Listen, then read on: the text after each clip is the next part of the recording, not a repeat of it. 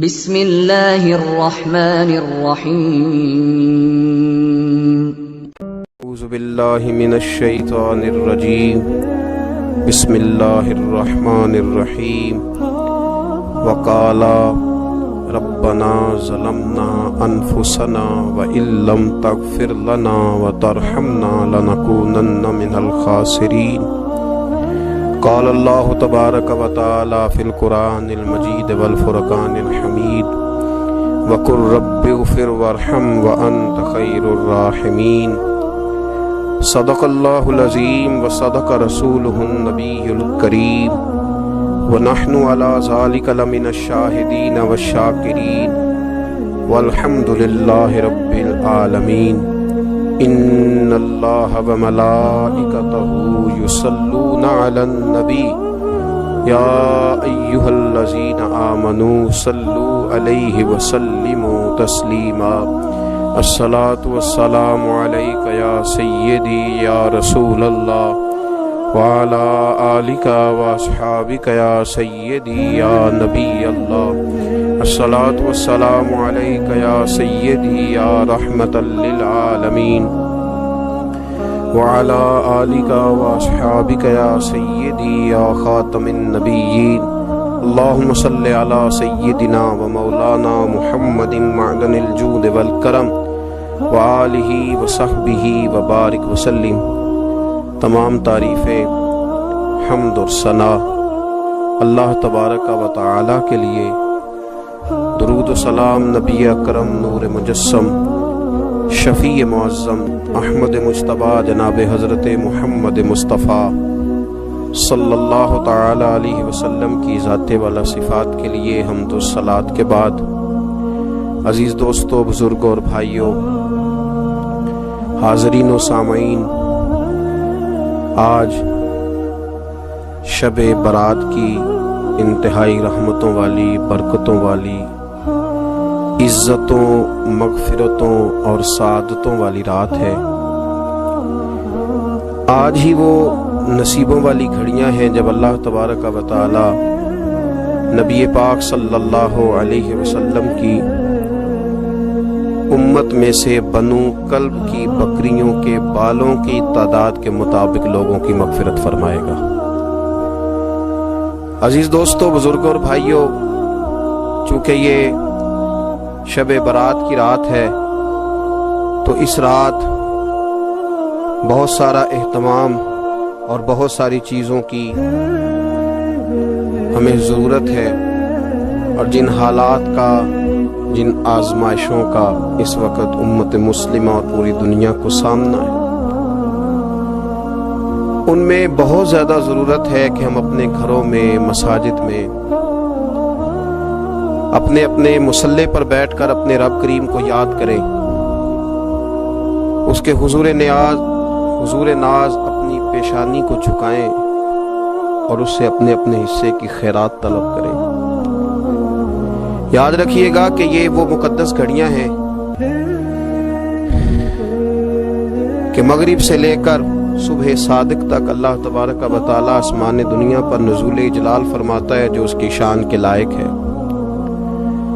اور وہ اعلان فرماتا ہے آج کی رات کہ ہے کوئی بخشش مانگنے والا میں اسے بخش دوں، ہے کوئی رزق طلب کرنے والا میں اسے رزق عطا کروں، ہے کوئی میری بارگاہ سے اس بات کا سوالی کہ میں اس کے اوپر کرم فرماؤں۔ بس ضرورت کس چیز کی ہے؟ ضرورت اس چیز کی ہے کہ ہم نے یہ جو حدیثیں بار بار سنی ہوئی ہیں ان پر غور کریں، اور یہ نہ سوچیں کہ یہ پچھلے سال بھی ہم نے بات سنی تھی، بلکہ اس پر پورا غور کریں اور حدیث کے ایک ایک جملے، ایک ایک حرف اور ایک ایک لفظ پر عین یقین کر کے بیٹھ جائیں جھولی پھیلا کے، اور عرض کریں کہ اللہ تمہارے اوپر فضل فرما، اللہ تو ہمارے اوپر رحم فرما۔ تو کوشش کریں کہ بہت زیادہ استغفار پڑھا جائے آج کی رات میں، اور کوشش کریں کہ سورہ یاسین کی تلاوت کی جائے، سورہ ملک اور سورہ واقعہ کو پڑھا جائے، اور درود و سلام کثرت کے ساتھ نبی پاک صلی اللہ علیہ وسلم کی بارگاہ عالی مرتبت میں عرض کیا جائے۔ اور یقین کے ساتھ، ایمان کے ساتھ اللہ کے حضور یہ دعا مانگی جائے کہ اللہ تو رحمت والا معاملہ فرما، درگزر والا، فضل والا معاملہ فرما۔ ہوتا یہ ہے کہ اللہ تبارک و تعالیٰ بن مانگے اپنے بندوں کو بہت ساری نعمتیں عطا فرماتا ہے، بہت سارا کرم اللہ تبارک و تعالیٰ بغیر بندوں کی طلب کے ان پر فرماتا ہے، لیکن اس کے باوجود بندے بعض اوقات بڑی سخت نافرمانیاں کرتے ہیں، اور بہت ساری جگہوں پر وہ اللہ تبارک و تعالیٰ کی نہ صرف یہ کہ ناشکری کرتے ہیں، حکم عدولی کرتے ہیں، بلکہ اس کے غضب کو آواز دیتے ہیں۔ ظلم کیا جاتا ہے، حدود اللہ سے تجاوز کی جاتی ہے، غریبوں کا حق کھایا جاتا ہے، لاوارث، یتیم، کمزور لوگوں کے ساتھ جب زیادتیاں حد سے بڑھ جاتی ہیں تو پھر اللہ ناراض ہو جاتا ہے، پھر وہ بہت ساری جگہوں پہ اپنے بندوں کو آزمائش میں بھی مبتلا کرتا ہے۔ تو میرے عزیز، آج کی اس رات میں کثرت استغفار کی ضرورت ہے، اللہ تبارک و تعالیٰ کو منانے کی ضرورت ہے، اس کے فضل کو آواز دینے کی ضرورت ہے۔ ہم انسان ہیں، بھول جاتے ہیں، بشر ہیں، بے خبر ہیں، ہلاکت کی دعا کیوں مانگیں؟ تو ہم کئی دفعہ بھول جاتے ہیں، کئی دفعہ ہمارے ساتھ اس طرح کا معاملہ ہو جاتا ہے کہ ہمیں سمجھ نہیں آتی کہ اب ہمیں کون سا رستہ اختیار کرنا ہے۔ تو اس موقع پر اللہ کو منانا چاہیے، رب کریم کی رحمت کو آواز دینی چاہیے۔ دیکھیے حضرت سیدنا آدم علی نبینا علیہ الصلاۃ والسلام سے ایک خطائے اجتہادی ہو گئی، اللہ تبارک و تعالی نے ایک درخت کے پاس جانے سے منع کیا تھا، لیکن مشیت ایزوی کے حضرت آدم وہاں چلے گئے، اور پھر جب انہیں محسوس ہوا نا کہ میرا رب ناراض ہو گیا ہے اور وہ زمین پہ تشریف لے آئے، تو 300 سال انہوں نے رو کے گزارے، یہاں تو خشک ہو گئی ہیں لوگوں کی آنکھیں۔ اب بھی لوگ ٹی وی کی خبروں پر زیادہ توجہ دیتے ہیں، لوگ ظاہری اسباب پر زیادہ نظر رکھتے ہیں۔ 300 سال جناب آدم علیہ السلام نے رو کے گزار دیے، 300 سال۔ اور پھر دونوں نے، قرآن مجید فرماتا ہے کہ دونوں نے، جناب آدم نے، حضرت حوا نے کہا، وقالا، دونوں نے کہا، ربنا ظلمنا انفسنا، اے اللہ ہم نے خود ہی اپنا برا کیا، وَإِن لَّمْ تَغْفِرْ لَنَا، اگر تو نے ہمیں معاف نہ کیا، لَنَكُونَنَّ مِنَ الْخَاسِرِينَ، تو اللہ ہم نقصان اٹھانے والوں میں سے ہو جائیں گے۔ اللہ کو منایا، اس کی بارگاہ میں آہوزاری کی، گڑ گڑائے، عرض گزار ہوئے، ربنا ظلمنا انفسنا، اے اللہ ہم نے خود ہی اپنا برا کیا ہے، وَإِن لَّمْ تَغْفِرْ لَنَا، اگر تو نے ہماری بخشش نہ کی، وَتَرْحَمْنَا، اور تو نے ہمارے اوپر رحم نہ کیا، لَنَكُونَنَّ مِنَ الْخَاسِرِينَ، تم نقصان اٹھانے والوں میں سے ہو جائیں گے۔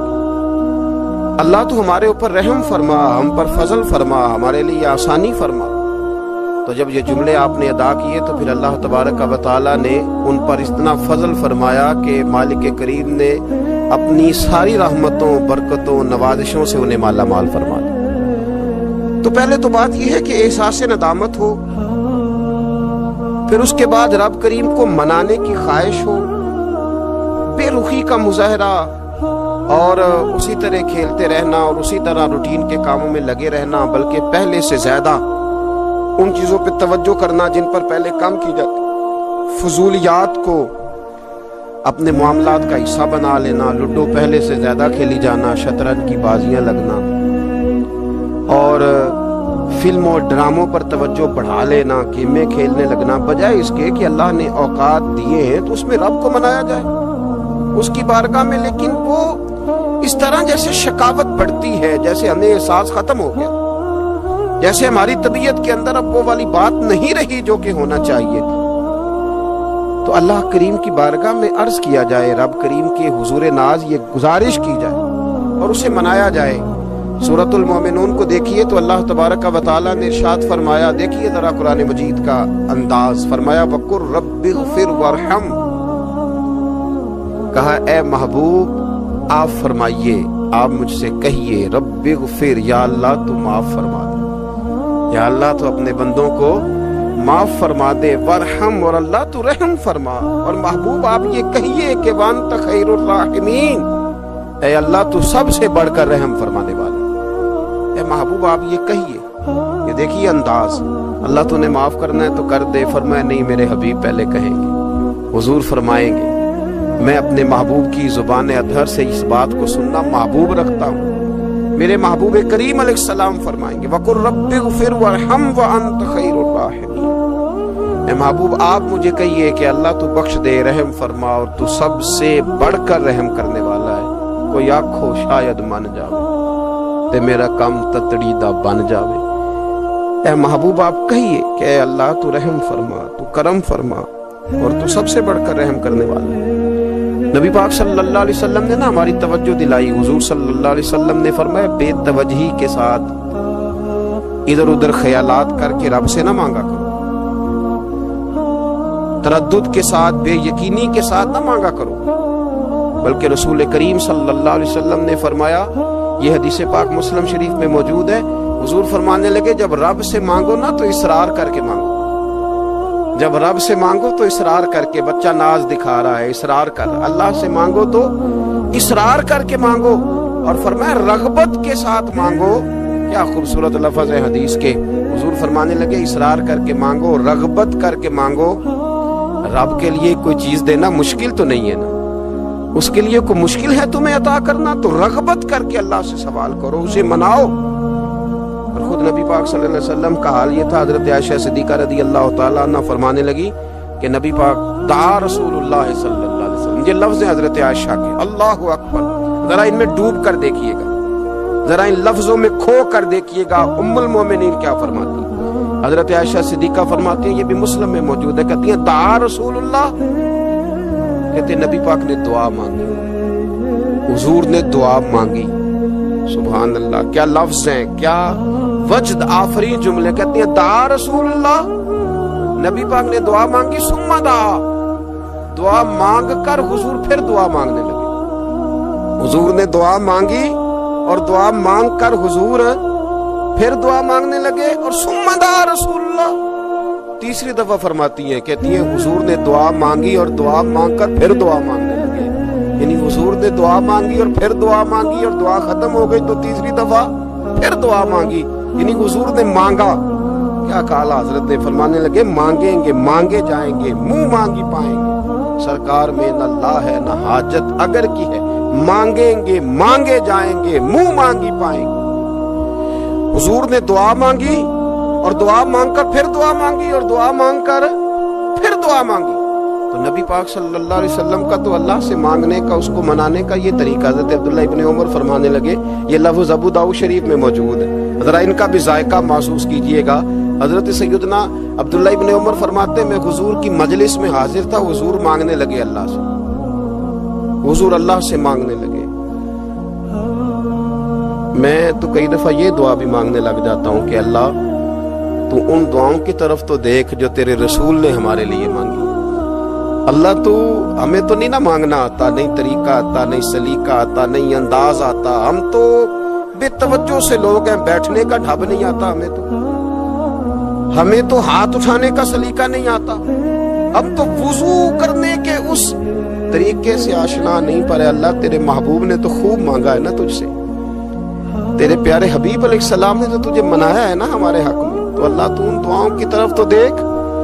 حضرت عبداللہ ابن عمر رضی اللہ تعالیٰ عنہ فرماتے میں حضور کی مجلس مبارکہ میں بیٹھا تھا، ابو داؤد شریف میں موجود ہے، کہتے حضور دعا مانگ رہے تھے۔ دعا کیا تھی؟ دعا حضور یہ مانگ رہے تھے، رب اغفر لی، یا اللہ ہمیں بخش دے، وتب علی، اللہ ہماری توبہ قبول فرما، انک انت التواب الرحیم، بے شک تو توبہ قبول کرنے والا اور رحم کرنے والا۔ حضور دعا مانگ رہے تھے، اے اللہ رب اغفر لی، یا اللہ ہمیں بخش دے، وتب علی، اور ہماری توبہ قبول فرما، انک انت التواب الرحیم، بے شک تو توبہ قبول کرنے والا اور رحم کرنے والا۔ حضرت عبداللہ ابن عمر فرماتے اس ایک دعا کو ایک ہی مجلس میں ایک ہی جگہ بیٹھ کر میرے نبی پاک نے اپنی زبان اطہر سے 100 مرتبہ ادا فرمایا۔ 100 مرتبہ حضور نے یہ لفظ کہے رب اغفر لی وتب علیہ، رب اغفر لی وتب علیہ، رب اغفر لی، اے اللہ بخش دے، رحم فرما، وتب علیہ، بس قبول کر لے نا اب ہماری توبہ، انک انت التواب الرحیم، بے شک تو توبہ قبول کر لیا کرتا ہے، تو رحم فرمایا کرتا ہے۔ ایک ہی مجلس میں 100 دفعہ حضور نے دعا مانگی، دعا مانگ کے پھر دعا مانگی، اور دعا مانگ کے پھر دعا مانگی،